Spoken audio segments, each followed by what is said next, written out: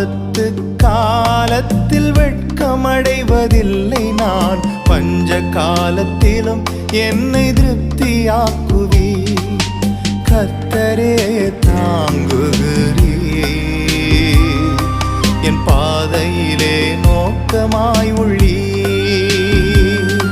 என் வழிகள் ஒன்றும் பிசகுவதில்லை. என் அடியை உறுதிப்படுத்துகிறீர். என்னை கர்த்தரே தாங்குகிறீர். என் பாதையிலே நோக்கமாய் உள்ளீர். என் வழிகள் ஒன்றும் பிசகுவதில்லை. என் அடியை உறுதிப்படுத்துகிறீர். ஏசையா, ஏசையா,